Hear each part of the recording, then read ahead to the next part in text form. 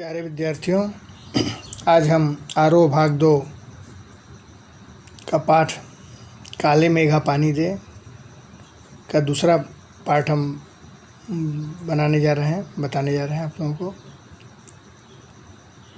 First part में हमने किताब के पेज नंबर 100 से लेकर के 103 का कुछ फर्स्ट पैराग्राफ तक बताया था। अब 103 पर ही कुछ पैराग्राफ बचा हुआ है, उसकी व्याख्या और क्वेश्चन का आंसर, पाठ्यपुस्तक के प्रश्नों का उत्तर पर हम डिस्कशन करने जा रहे हैं। तो शुरू करते हैं जहाँ से बताना है।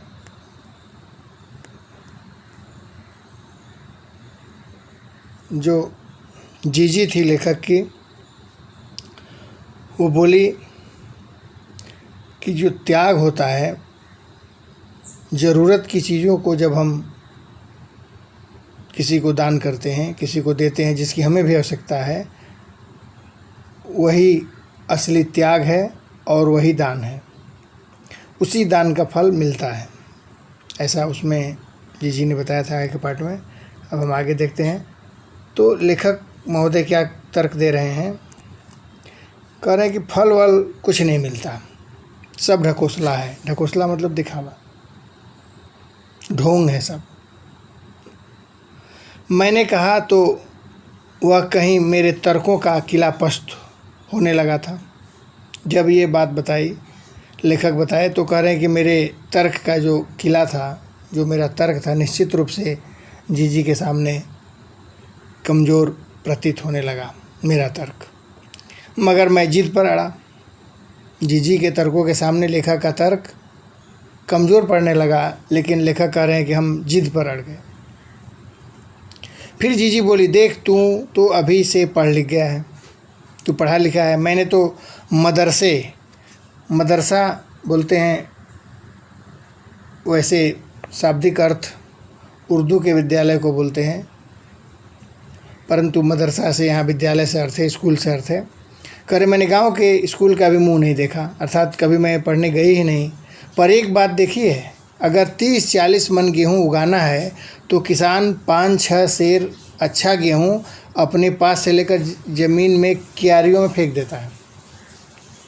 करे मैं पढ़ी लिखी तो नहीं हूँ, पर इतना ज़रूर जानती हूँ और देखी हूँ कि किसानों को गेहूँ की आवश्यकता होती है जब, तो अपने खेत को जोत करके उसमें 4-5 सेर अच्छी क्वालिटी के गेहूँ को अपने खेतों की क्यारियों में बिखेर देता है, बो देता है। और उस 4-5 सेर, एक सेर में लगभग 1 केजी से थोड़ा सा कम होता है, लेकिन 1 केजी मान के चलिए, एक सेर जो है केजी से थोड़ा कम होता है। और मन 30-40 मन, एक मन 40 केजी का होता है। तो कह रहे हैं 30-40 मन मतलब 40 केजी, 40 किलो, और सेर 1 किलो से थोड़ा सा कम होता है, 900 ग्राम के आसपास होता है। तो 5-6 सेर अच्छे गेहूं को क्यारियों में फेंक देता है, बो देता है, और बदले में धरती माँ उसे 30-40 मन गेहूं देती है। उसे बुआई कहते हैं, जिसको हम फेंकना कह रहे हैं, वो खेत में बोते हैं। यह तो सूखे हम अपने घर के पानी इन पर फेंकते हैं। करिए सूखे की स्थिति है, और इस सूखे में इंद्रसेना निकली हुई है। उन सूखे हुए इंद्रसेना पर हम पानी फेंकते हैं। वह पानी बर्बादी नहीं है, बल्कि पानी की बुआई है। जिस तरह से गेहूँ किसान खेत में बोता है, उसी तरह से यह पानी की बुआई है। यह पानी गली में बोएंगे तो सारे शहर, कस्बा, छोटा शहर और गांव पर पानी वाले बादलों की फसल आ जाएगी। जब हम इस इंद्रसेना पर पानी का बीज बोएंगे, तो बदले में आसमान में चारों तरफ पानी होगा, जिससे शहरों में बारिश होगी, कस्बों में होगी, गाँव में होगी, जिससे चारों तरफ खुशहाली का वातावरण हो जाएगा। वही बीज बनाकर हम पानी को बोते हैं। फिर काले मेघा से पानी मांगते हैं। जब ऋषि मुनि कह गए हैं कि पहले खुद दो तब देवता तुम्हें 4 8 गुना करके लौटाएगा भैया। कह रहे हैं ऐसी ऋषियों की भी वाणी है कि जब तक दान नहीं करेंगे, जब तक हम देंगे नहीं, तब तक हमें प्राप्त नहीं हो सकता। यह तो हर आदमी का आचरण है, जिसके कारण सबका आचरण बनता है। यथा राजा तथा प्रजा। कह रहे हैं कि यथा राजा, जैसी राजा है वैसी ही प्रजा होती है। केवल यही बात सत्य नहीं है, बल्कि सच तो यह भी है कि यथा प्रजा तथा राजा, जैसी प्रजा होगी वैसे राजा भी होते हैं। यही तो गांधी जी महाराज कहते हैं। गांधी जी महाराज का भी यही कहना होगा कि अगर हम अच्छे रहेंगे, सुधरे रहेंगे, अच्छा कर्म करेंगे, तो निश्चित रूप से हमारे शासक भी मेरे साथ अच्छा बर्ताव करेंगे। जीजी का एक लड़का राष्ट्रीय आंदोलन में पुलिस का लाठी खा चुका था। जीजी का एक लड़का स्वतंत्रता आंदोलन में अंग्रेज़ों द्वारा मारा जा चुका था। तब से जीजी गांधी महाराज की बात पर अक्सर बातें करते थे। इन बातों को आज 50 से ज़्यादा बरस को हो आए। कह रहे हैं लेखक महोदय जब अपने संस्मरण के आधार पर लिखे हैं, जिस समय की बात है उससे लगभग कह रहे हैं 50 वर्ष हो गए जबकि ये बात है। पर ज्यों का त्यों मन पर दर्ज, दर्ज मतलब अंकित, मन पर दर्ज, दर्ज मतलब होता है अंकित,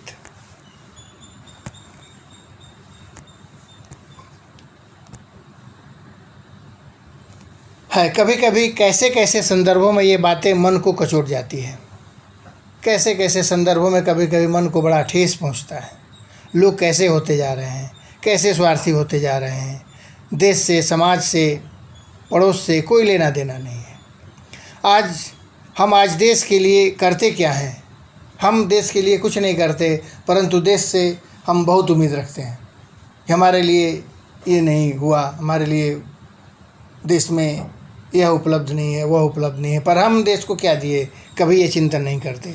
मांगे हर क्षेत्र में बड़ी बड़ी है, हर क्षेत्र में सरकार से मांग होती रहती है, परंतु त्याग का कहीं नामो निशान नहीं है। अपने जब देने की बारी आती है राष्ट्र को, देश को, तो हम सीधे मुंह फेर लेते हैं। अपना स्वार्थ आज एकमात्र लक्ष्य रह गया है। केवल अपना स्वार्थ ही आजकल के लोगों का उद्देश्य रह गया है, लक्ष्य रह गया है। हम चटखारे मज़े लेकर, चटखारे मतलब आनंद लेकर इसके या उसके भ्रष्टाचार की बातें करते हैं। अमुक व्यक्ति कितना भ्रष्ट है, वह व्यक्ति कितना भ्रष्ट है, लेकिन हम कैसे हैं इस पर कोई चिंतन नहीं करता। पर कभी हमने जांचा है, जांचा मतलब परखा है कि अपने स्तर पर, अपने दायरे में हम उसी भ्रष्टाचार के अंग तो नहीं बनते जा रहे हैं। अपने आप को कभी उस कसौटी पर परखा गया है? परखा है किसी ने? दूसरे की चर्चा बहुत होती है, वो ऐसा है, ये वैसा है। अगर हम सुधर गए, हम अच्छे हो गए, हम भ्रष्टाचार मुक्त अपने आप को कर लिए, तो धीरे धीरे समस्त देश भ्रष्टाचार मुक्त हो जाएगा। काले मेघा दल के दल उमड़ते रहते हैं। अच्छाई ऐसी नहीं है कि कमी है देश में, अच्छाइयों की कमी नहीं है, बहुत सी अच्छाइयाँ आती रहती है और झमाझम पानी बरसा कर मेघ चला भी जाता है। अच्छाइयाँ हमें दिखाई भी देती है, परंतु हम उसे ग्रहण नहीं करते। पर हमारी गगरी तो फूटी हुई है। उमड़ उमड़ कर बादल छाया, बारिश हुई, पर हमारी गगरी फूटी है, तो हम उसमें पानी कैसे एकत्र कर सकते हैं? जब हमारे अंदर स्वार्थपरता भरी हुई है, तो हम कैसे अच्छाइयों को ग्रहण कर सकते हैं? देश में उसकी कमी नहीं है, बैल प्यासे के प्यासे रह जाते हैं। आखिर कब बदलेगी यह स्थिति? कब हम स्वार्थपरता से ऊपर उठेंगे? कब अपने देश के लिए, अपने राष्ट्र के लिए, अपने समाज के लिए, अपनों लिए, दूसरों के लिए अपने को छोड़कर हम कब कुछ करने की सोचेंगे? अगर नहीं किए तो बैल प्यासे ही रह जाएंगे, स्थिति भयावह होती जाएगी। इस तरह से पाठ का सारांश समाप्त हुआ। अब हम देखते हैं पाठ्य पुस्तक के क्वेश्चन और उसके आंसर पर चर्चा करते हैं। तो पहला प्रश्न है, लोगों ने लड़कों की टोली को मेढक मंडली नाम किस आधार पर दिया? यह टोली अपने आप को इंद्रसेना कहकर क्यों बुलाती थी? यह टोली अपने आप को इंद्रसेना कहकर के क्यों बुलाती थी? जो लोग लड़कों की टोली को पसंद करते थे, जिनको लगता था कि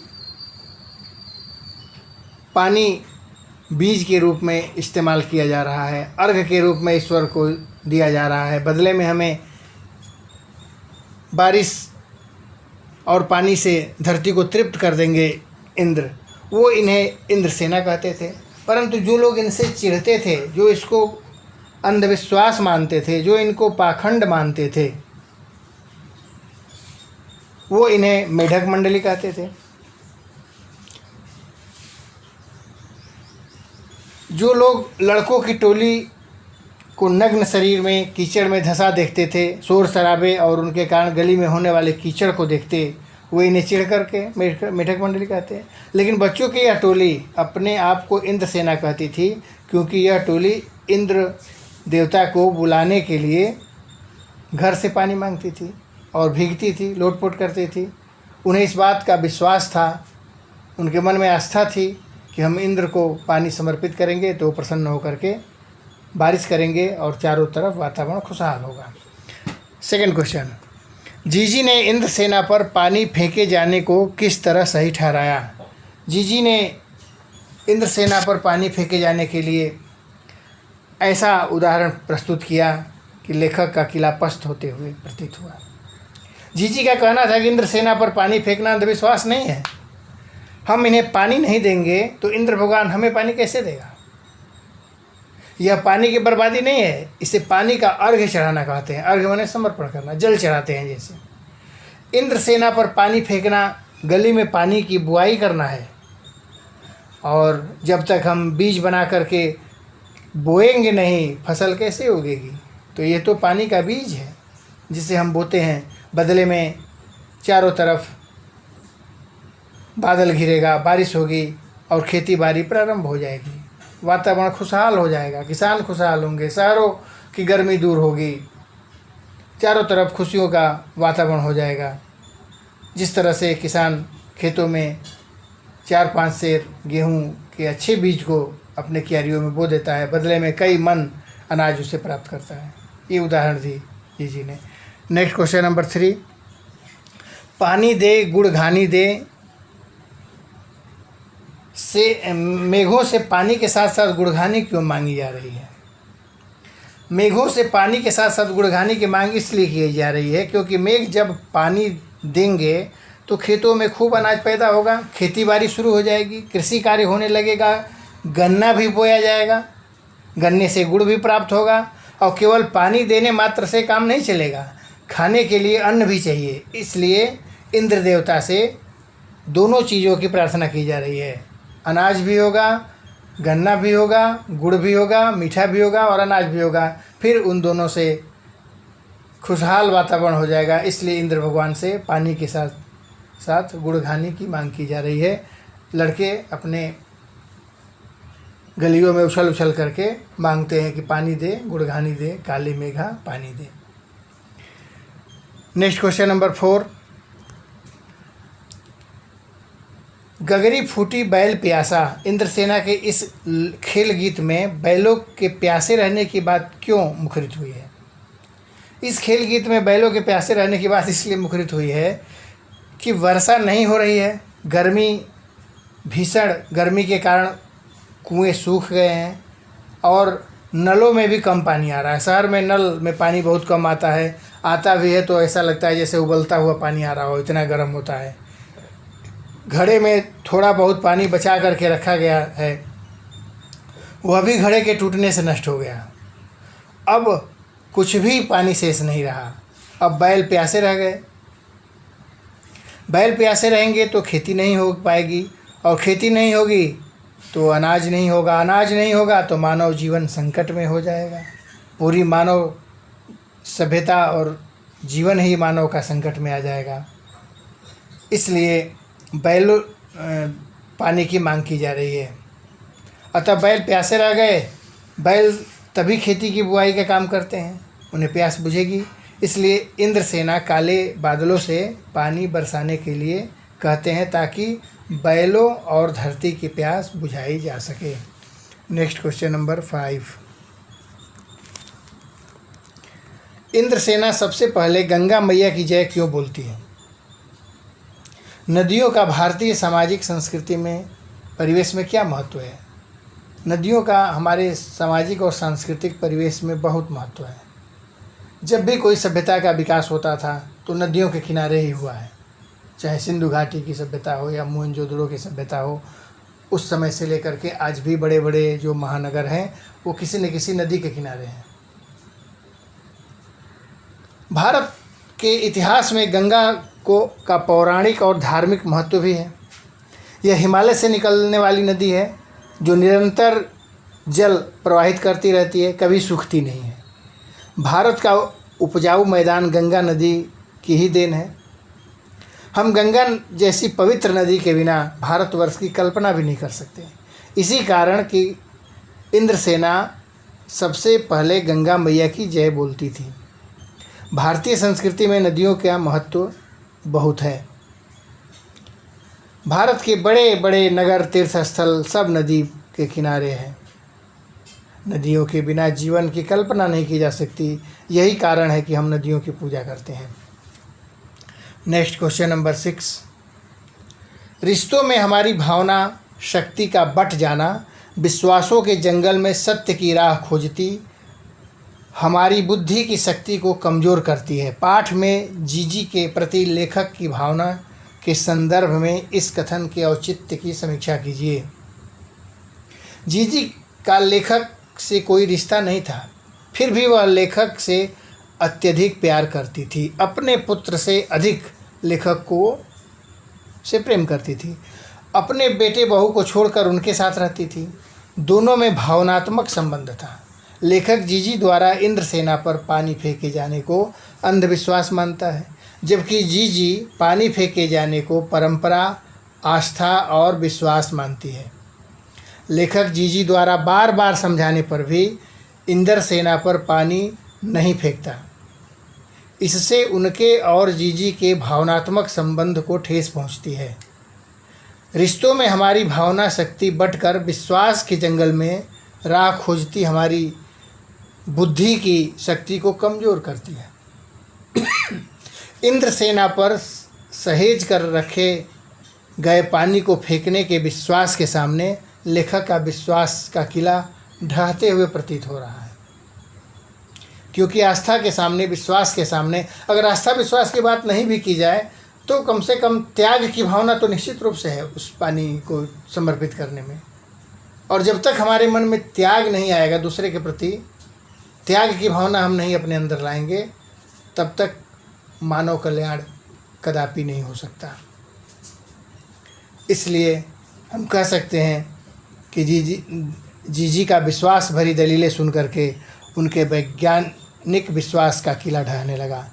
इसीलिए लेखक चाह कर भी जीजी की बात का विरोध नहीं कर पाता है और वह अपने प्रति जीजी का सद्भाव बचाए रखने के लिए तमाम रीति रिवाजों को अपने लिए करने के लिए बाध्य हो जाता है। अब कुछ पाठ के आसपास क्वेश्चन है जिसमें कुछ इम्पॉर्टेंट क्वेश्चन है, 2-3 हम उसी की चर्चा करेंगे। तो पहला है, इंद्रसेना आज के युवा वर्ग का प्रेरणा स्रोत हो सकती है। इंद्रसेना जो थी वो आज के युवा वर्ग के लिए प्रेरणा स्रोत हो सकती है। क्या आपके स्मृति कोश में ऐसा कोई अनुभव है जब युवाओं ने संगठित होकर समाज के उपयोग के लिए रचनात्मक कार्य किया हो? ऐसा उल्लेख करना। कोई एग्जाम्पल लिख लेना है तो मैं अपने मोहल्ले का एक एग्जाम्पल देना चाहूँगा। निश्चय इंद्रसेना आज के युवा वर्ग का आदर्श नहीं बन सकती, किंतु आज का युवा वर्ग उससे प्रेरणा अवश्य ले सकता है। कुछ ही दिन पहले की बात मैं बताना चाहता हूँ। हमारी बस्ती के आसपास बहुत अधिक कूड़ा करकट एकत्र हो गया था, जिसमें से बदबू आने लगी। मक्खी मच्छर बड़ी मात्रा में पनपने लगे। बस्ती वालों का जीना दूभर हो गया। मोहल्ले के लोगों ने नगर निगम के अधिकारियों को कूड़ा करकट हटाने के लिए कई बार अनुरोध किया, परंतु कुछ परिणाम नहीं निकला। इस पर मोहल्ले के युवाओं ने परस्पर मिल करके चंदा भी एकत्र किया, एक ट्रक किराए पर लिया, झाड़ू और टोकरियां खरीदी। एक दिन रविवार को 10-15 युवक नाक पर रुमाल बांध करके सफाई में जुट गए। देखते ही देखते कूड़ा करकट पूरा साफ हो गया। इस प्रकार युवाओं ने संगठित होकर के समाजोपयोगी रचनात्मक कार्य किया। लोगों ने उसके इस साहस की बड़ी सराहना की तथा इस तरह से हम और भी उदाहरण ले सकते हैं। इस इंद्रसेना की मंडली से आज के युवा वर्ग संदेश ले सकते हैं।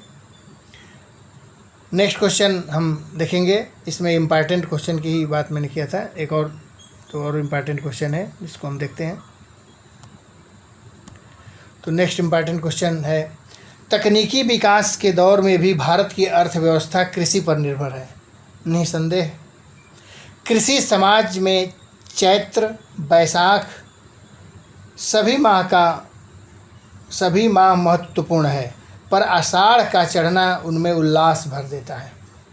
चैत्र और बैसाख के महीने में फसल तैयार होती है, उसकी किसान कटाई करते हैं और कटाई करके उस फसल से अनाज को अलग कर घर लाते हैं। तो ये माह भी महत्वपूर्ण होता है, जो मार्च और अप्रैल का महीना होता है। लेकिन आषाढ़ का जो महीना होता है वो ज़्यादा महत्वपूर्ण इसलिए है कि जेठ के महीने में गर्मी की तपन के बाद पूरी पृथ्वी धू धू करके जलती प्रतीत होती है, जलती रहती है। कहीं हरियाली का नामो निशान दिखाई नहीं देता है। खेती बाड़ी पूरी ठप रहती है, क्योंकि हमारा देश कृषि प्रधान देश है। सब कुछ विकास होने के बावजूद भी आज भी हम वर्षा पर डिपेंड हैं, और उसी वर्षा के जल जब धरती पर पड़ता है, बरसात आषाढ़ के महीने में ही शुरू होती है, जिसकी वजह से खेती बाड़ी प्रारंभ होता है। अगर बारिश ना हो तो खेती बाड़ी शुरू नहीं होगी और सूखा पड़ जाएगा, अकाल पड़ जाएगा, अनाज की कमी हो जाएगी। इसी आषाढ़ के महीने का बाल गोविंद भगत चैप्टर में भी वर्णन किया गया था, जो आप लोग पढ़े हैं क्लास 10th में। तो इस विषम परिस्थिति, इस आषाढ़ के महीने में बारिश होने से किसान अपना खेती बाड़ी शुरू कर देते हैं, वातावरण खुशहाल हो जाता है, गर्मी की व्याकुलता से आराम मिलता है। तो किसानों के लिए, किसानों के संदर्भ में बहुत ही महत्वपूर्ण यह माह है। तो ये दो महत्वपूर्ण क्वेश्चन था जिसको आप लोग देख लेंगे। अगर इसमें और कहीं कोई डाउट हो, कोई परेशानी आई हो, तो आप लोग कमेंट करेंगे, उसे यथाशीघ्र दूर करने का प्रयास किया जाएगा। या और कोई प्रश्न भी अगर चाहें पाठ के आसपास वाले में, तो उसे भी बनाकर बताया जाएगा। महत्वपूर्ण जो था हमने बता दिया, बाकी सब अपने से लिखने वाला है, जो कम आता है।